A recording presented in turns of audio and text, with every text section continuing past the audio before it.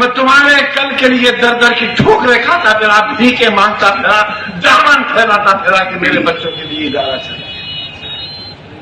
तुमने नहीं दिया। मैं दुनिया भर से मांग के लाया और आज ईडी की जांच चल रही है मेरे ऊपर, हथकड़ियां इंतजार कर रही है मेरा, इसूर में कैद की कोठरियां मेरा इंतजार कर रही है तुम्हारे बच्चों के मुस्तकबिल की खातिर। ये दिया तुमने। हम इस बात पर विचार कर रहे हैं कि अखिलेश यादव जी जब तशरीफ लाएंगे तो हम ये आग्रह करेंगे उनसे कि वो इलेक्शन कमीशन से ये निवेदन करें कि भारतीय जनता पार्टी के कैंडिडेट को जीता हुआ घोषित कर दिया जाए। दोस्तों नमस्कार, मैं हूं आलोक पाठक और आप देख रहे हैं टोटल समाचार।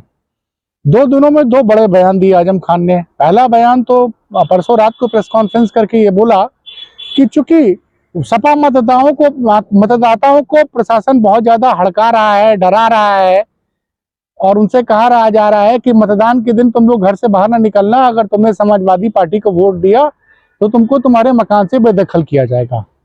इस पत्रकार वार्ता में जब पत्रकारों ने उनसे बोला कि उन्होंने ये भी कहा कि उनके पास वीडियो रिकॉर्डिंग है, तो पत्रकारों का सवाल था कि आप ये वीडियो रिकॉर्डिंग उपलब्ध कराइए।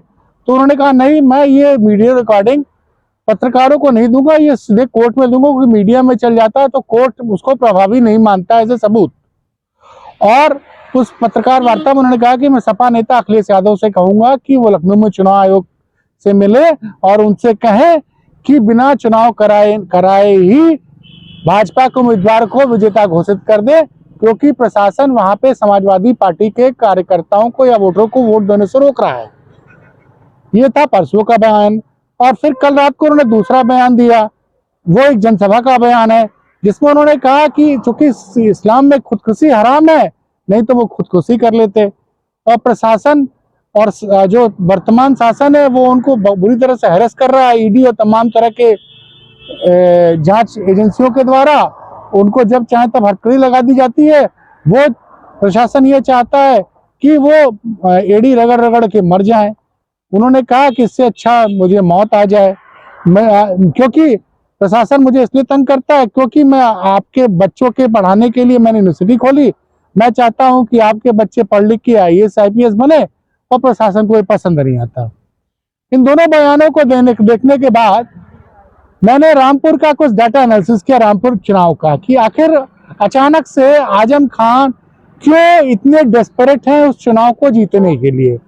तो आंकड़े जो दिखे वो बहुत चौंकाने वाले हैं। वह ये कि जब 2019 में रामपुर से लोकसभा का चुनाव आजम खान जीत गए और उपचुनाव हुआ, जब उनकी पत्नी तंजिमा चुनाव लड़ी वहां से, तो वो मात्र 8000 वोट से उन्होंने रामपुर विधानसभा का वो उपचुनाव जीता था। उसके बाद जब वो 2022 में विधानसभा का चुनाव लड़े, उन्होंने लोकसभा की सीट खाली की और उसमें उपचुनाव हुआ लोकसभा का, तो उस समाजवादी पार्टी का उम्मीदवार अनीस रजा जो है वो वहां पे भाजपा के उम्मीदवार घनश्याम लोध से मात्र 8000 वोटों से ही बढ़त बना पाए थे। वैसे रामपुर का लोकसभा उपचुनाव भाजपा ने लगभग 9000 वोटों से जीत लिया था। तो अब चूंकि रामपुर में मुसलमानों की तादाद जो है 50% से ज्यादा है, और जब रामपुर में आजम खान समाजवादी पार्टी के कैंडिडेट के रूप में विधानसभा का चुनाव लड़े हैं, तो वोट उनको काफी मिला है और उन्होंने 1 लाख से ज्यादा वोट पाए हैं। पिछला विधानसभा जो अभी मार्च में हुआ था उसमें आजम खान 1,30,000 करीब वोट पाए थे और भाजपा के प्रत्याशी को करीबन 75,000 वोट मिला था। लेकिन जब आजम खान वहां पे कैंडिडेट नहीं रहते हैं, 2 उपचुनाव हुए हैं। 2019 में जब आजम की पत्नी ने विधानसभा उपचुनाव लड़ा था तब उनको 79,000 वोट मिला था और भाजपा के कैंडिडेट को लगभग 72-73,000 वोट मिला था।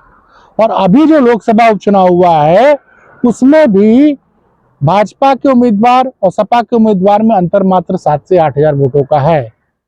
चूंकि भाजपा ने इधर मुसलमानों के पसमंदा समाज पे काफी जबरदस्त काम किया है और भाजपा के 3 अल्पसंख्यक चेहरे, पूर्व केंद्रीय मंत्री मुख्तार अब्बास नकवी, वर्तमान सरकार में उत्तर प्रदेश में मंत्री कुंवर दानिश अली और भाजपा अल्पसंख्यक मोर्चे के अध्यक्ष, वो तीनों लोगों को लगा दिया गया है। वो तीनों लोग जमकर प्रचार कर रहे हैं। उप मुख्यमंत्री ब्रजेश पाठक भी गए थे। भाजपा पसमंदा मुसलमानों को अपनी तरफ खींचना चाहती है। आज इस विषय में मेरी एक पत्रकार से बात हुई, अनिल सिंह। उन्होंने बताया कि वो रामपुर गए थे। रामपुर में अपने विश्वविद्यालय को बनाने के लिए आजम खान ने के विश्वविद्यालय की जमीन के अधिग्रहण में बहुत से गरीबों को बेदखल किया गया था। वो गरीब मुस्लिम थे और वो आजम खान का, चूंकि उस वक्त वो रुतबा रहता था, ये मैं भी जानता हूं कि रामपुर में और पश्चिमी उत्तर प्रदेश में कहने को तो अखिलेश यादव मुख्यमंत्री थे, लेकिन आजम के मामले में कोई हस्तक्षेप नहीं करता था, चाहे मुलायम हो या अखिलेश। तो मुसलमानों का एक वर्ग उनसे बहुत नाराज रहा है। और अब चूंकि विधानसभा का उपचुनाव है, सरकार अगले 5 साल तक भाजपा में की रहनी है, हो सकता है कि मुसलमानों का एक वर्ग अपने व्यक्तिगत लाभ के लिए भाजपा के साथ जा सकता है। शायद इसी को रोकने के लिए बार बार आजम इस तरह के बयान दे रहे हैं कि बिना चुनाव कराए ही चुनाव आयोग भाजपा को विजय घोषित कर दे, या प्रशासन उनको तड़पा के मार डालना चाहता है, ताकि इस इमोशनल अपील करना चाहते हैं कि जो वोटर जिन्होंने आजम खान को मार्च 2022 में वोट दिया था, वो उनके जो अनीस रजा अब प्रत्याशी हैं, उनको भी उतना ही वोट मिले और समाजवादी पार्टी की जीत वो सुनिश्चित करने के लिए इस तरह के भावनात्मक बयान वो बार बार दिए जा रहे हैं। अभी एक और खबर मिली है कि अभी तक चूंकि अखिलेश यादव ने मैनपुर में ही कैंप कर रखा था, मैनपुरी उपचुनाव में, लेकिन रामपुर में जो परिस्थितियां सामने आई है उसमें उनको दिख रहा है कि विधानसभा उपचुनाव फंस सकता है। और विधानसभा उपचुनाव भी अगर सपा हार जाएगी तो कहीं न कहीं 2024 के चुनाव में मुसलमान का वोट मोह भंग हो सकता है, वो बसपा की तरफ भी जा सकते हैं। इसलिए अब सूचना आ रही है कि 1 दिसंबर को मैनपुरी छोड़ के रामपुर जाएंगे अखिलेश यादव और उनके साथ 14 और लोगों की टीम जा रही है प्रचार करने, क्योंकि अभी तक पूरा अखिलेश यादव और उनका पूरा कुनबा पूरी तरह से मैनपुरी पे फोकस किए हुए था। लेकिन भाजपा अपनी रणनीति की वजह से समाजवादी पार्टी के मन में दोनों जगह के उपचुनाव को लेकर उसने शंका तो उनके मन में डाली दी है, क्योंकि पहली शंका ये थी कि अगर मैनपुरी में शाक्य, दलित और लोध वोट अगर सपा के खेमे में नहीं आए तो डिंपल का चुनाव फंस सकता है।